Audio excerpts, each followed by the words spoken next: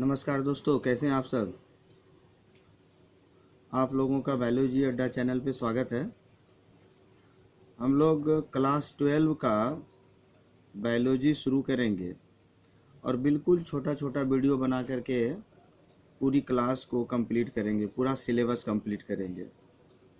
तो जो लोग ऑफलाइन क्लास में नहीं आ पा रहे हैं या जिनका छूट रहा है, तो ये वीडियो उन लोगों के लिए ज़्यादा हेल्पफुल हो सकता है, क्योंकि इसमें हम पूरा तरह से एकदम पूरी तरीके से छोटे छोटे वीडियोस बना करके हर एक टॉपिक को कवर करेंगे। ठीक है, तो हम ज़्यादा समय नहीं लेंगे, बस स्टार्ट करते हैं वीडियो। ठीक, तो आप लोग मेरे साथ कॉपी कलम लेकर के बैठ जाइए और हम बिल्कुल आप लोगों को क्लास की तरह पूरा नोट्स लिखवाते हुए चलेंगे। मेरे साथ लिखते भी चलिएगा ताकि आपका समय भी बचे और कंप्लीट भी हो जाए। और हाँ, ध्यान रखना है आपका नोट्स बिल्कुल कलरफुल बने। हम भी प्रयास करेंगे, फिर भी आप लोग ज़्यादातर कोशिश करें कि कलरफुल नोट्स बने ताकि याद करने में आसानी हो। चलिए स्टार्ट करते हैं। क्लास आपका कौन सा है? तो 12 है और बायोलॉजी का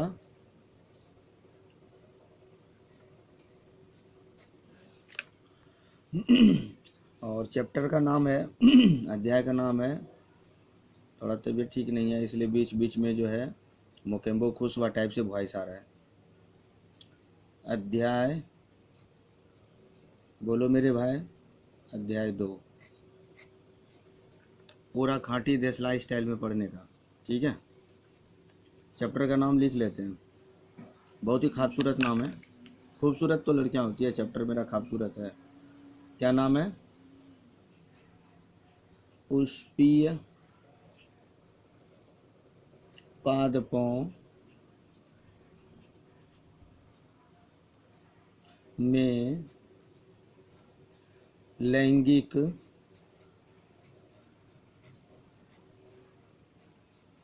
प्रजनन।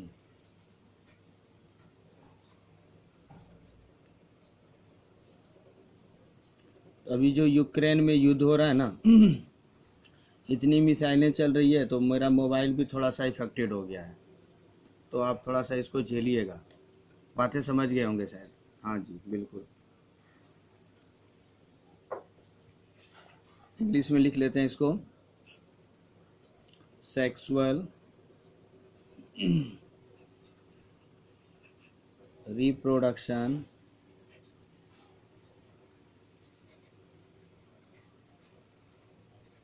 in flowering plant।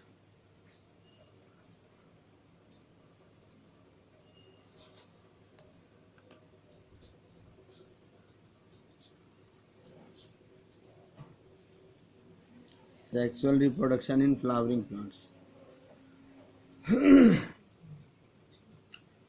मतलब हम इस अध्याय में पुष्प में होने वाले जनन के बारे में पूरी तरह से कंप्लीट अध्ययन करने वाले हैं कि पौधों में किस प्रकार लैंगिक जनन होता है। ठीक है, तो चलिए स्टार्ट करते हैं। तो मेरे साथ नोट करते रहेंगे हर एक चीज़ को। देखिए, हम जानते हैं कि सभी जीवों में जनन होता है कि नहीं। अब अगल बगल वाले से मत पूछ बैठिएगा कि सही में जनन होता है कि नहीं होता है। भाई, जनन का ही तो नतीजा है जो सभी लोग अभी बैठे हुए हो। सभी जीवों में जनन होता है भैया। जो यह जनन का मुख्य जो उद्देश्य है वो है अपनी संतति को, इस धरती पर अपनी संतति को बनाए रखने का, ख़त्म नहीं हो जाए, संतति को बढ़ाते रहना। तो संतति को बढ़ाने की एकमात्र विधि है जनन। जीवों में जनन, पौधों में भी होगा क्योंकि पौधे भी तो जीव हैं।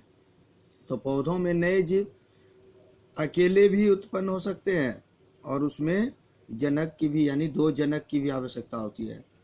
तो जब पौधा अकेले अपने तरीके का नया जीव उत्पन्न कर लेता है तो उसे हम अलैंगिक जनन कहते हैं, ये आपको पहले से पता है। और जब 2 जनक की बारी आती है जिसमें युग्मक का निर्माण हो, जिसमें युग्मक का जरूरत हो, जिसमें युग्मक का जरूरत हो, तो उस जनन विधि को हम क्या बोलते हैं? लैंगिक जनन विधि, सेक्सुअल रिप्रोडक्शन। तो ठीक है, ये बातें समझ गए। तो मेरे साथ नोट कर लीजिए, लिखेंगे पुष्पीय पौधों में। अब यहाँ बात होता है क्या कि जो यहाँ पर लिखा हुआ देखिए, चैप्टर का नाम ही है पुष्पीय पादप, तो वैसा पौधा जिसमें फूल होगा उसी में लैंगिक जनन होगा, क्योंकि फूल ही पौधों का लैंगिक जनन अंग है, और फूलों में तो जनन अंग होगा ही। हम इसमें देखेंगे आगे कि कैसे कैसे होना है, तो नोट कर लीजिए। पुष्पीय पौधों में, नोट करते रहिएगा, पुष्पीय पौधों में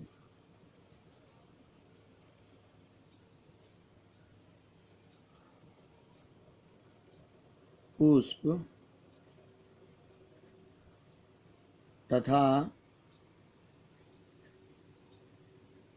इसके अंग, किसके अंग भाई? पुष्प के अंग लैंगिक जनन में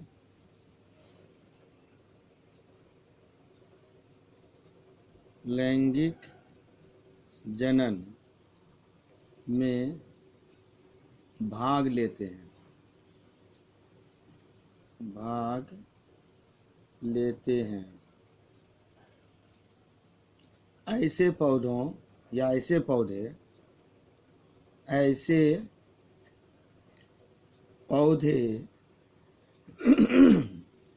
आज ना लास्ट क्लास था, होली की छुट्टी, तो सब लोग खूब हमको डांस करवाया गा गा करके। तो मेरी आवाज़ जो है ना, वैसे मेरी आवाज़ बहुत ही खूबसूरत है, ऐसा हो गया। आवृत बीजी, ऐसे पौधे आवृत बीजी, जिसको इंग्लिश में हम क्या बोल सकते हैं? एंजियोस्पर्म, ANGIOSPERM, क्या बोलेंगे उसको? एंजियोस्पर्म। तो ऐसे पौधे क्या होते हैं भैया? आवृत बीजी या एंजियोस्पर्म होते हैं। ठीक है, मेरे साथ नोट करते चलेंगे। क्या लिखा गया कि पुष्पीय पौधों में पुष्प तथा इसके अंग लैंगिक जनन में भाग लेते हैं, और ऐसे पौधे आवृत बीजी या एंजियोस्पर्म होते हैं। ठीक है, यहाँ तक। चाय भी हाथ में थोड़ा सा सुड़क लेते हैं। वाह, मीठा चाय। अब हम यहाँ पर बढ़ेंगे कि आखिर पुष्प का निर्माण कैसे होता है प्लांट में। ठीक है, तो ये हम यहाँ पर हेडिंग कर लेते हैं, पुष्प का निर्माण, पुष्प का निर्माण। जैसे जैसे हम लिखते हैं, आप प्रयास करें कि मेरे ही नकल से आप चलें। हेडिंग किधर, साइड से नंबरिंग वगैरह हम पूरा ध्यान रखने का प्रयास करते हैं कि सही तरीके से लिखा जाए। ठीक है, अगर आपसे कोई पूछ दे कि पुष्प क्या होता है, क्या होता है भैया, तो हम ना पुष्प को अलग अलग तरीके से परिभाषित कर सकते हैं। अगर अध्यात्म की दुनिया में जाएंगे तो पुष्प को हम भगवान से जोड़ देते हैं। प्यार मोहब्बत की दुनिया में जाएं तो उसमें भी जोड़ देते हैं, श्रद्धांजलि देने में जोड़ देते हैं। यानी अगर हम पुष्प को एक लाइन में बोलें तो पुष्प से हम अपने भाव को प्रकट करते हैं। सही है, तो भाव से भैया बायोलॉजी नहीं ना चलने वाला, भाव से विज्ञान थोड़े ना चलेगा। वास्तव में प्रकृति ने जो पुष्प दिया प्लांट को, कैसे दिया और क्यों दिया, इसके बारे में हमको अध्ययन करना है। तो हम यहाँ पर पुष्प के बारे में क्या बोलेंगे? हम बोलेंगे पुष्प क्या है। सिंपल सा बात, अगर पूछा जाए कि पुष्प क्या है, तो हम यहाँ पर एक लाइन आपको बता रहे हैं, आप इन्वर्टेड कोमा में आप लिख सकते हैं कि पुष्प, और ये भी हम प्रूफ करेंगे कैसे। लिखिएगा, पुष्प रूपांतरित प्ररोह, रूपांतरित प्ररोह को इंग्लिश में क्या बोलते हैं? शूट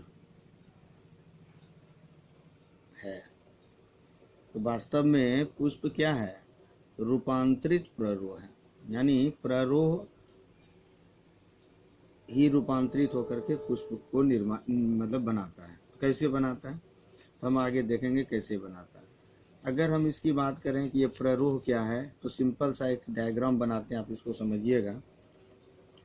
देखिए, ये आपका ज़मीन, पृथ्वी, मिट्टी जो भी कह दीजिए, बेस हो गया।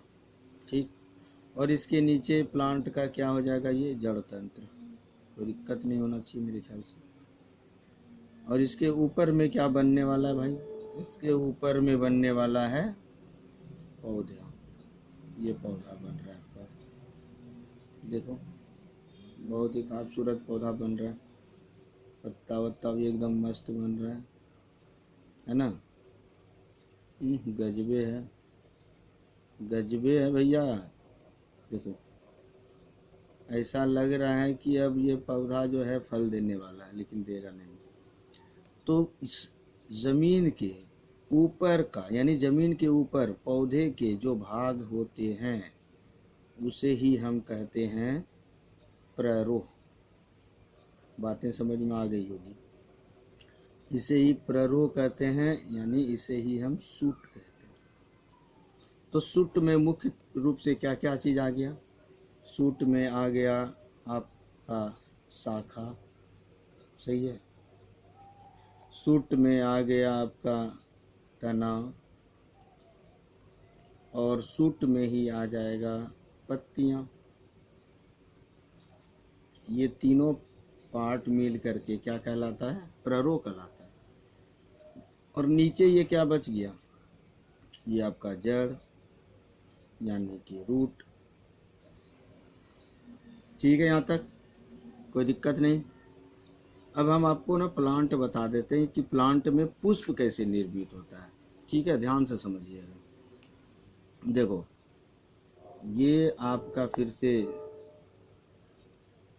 पृथ्वी, मिट्टी, ज़मीन, और ज़मीन के नीचे में तो जड़, ये आपको पहले से पता है।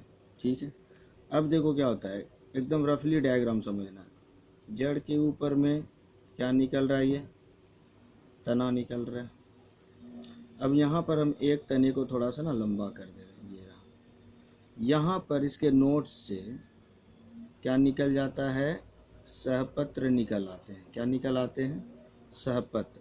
इसे हम क्या बोलते हैं, सहपत्र, बिल्कुल छोटा। इसी सहपत्र के पास से, यहाँ से एक और तना का निर्माण होता है। इस तना को हम क्या बोलते हैं, इस तना को हम बोलते हैं पुष्पवृंत।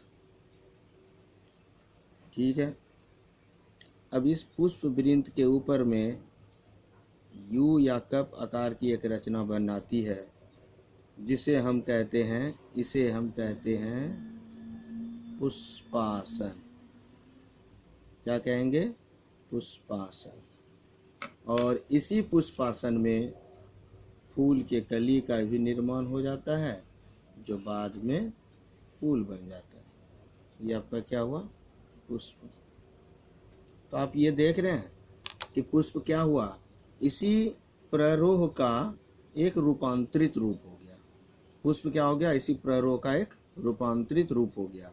इसलिए हम पुष्प को परिभाषित करते हैं कि पुष्प क्या है, एक रूपांतरित प्ररोह है।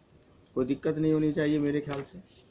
ठीक है, तो हम बिल्कुल बोलें कि छोटा छोटा वीडियो में पढ़ेंगे, तो आपको हम यहीं पर इसको समाप्त कर रहे हैं। अगले वीडियो में जो हम लोग पढ़ेंगे वो होगा पुष्प का भाग।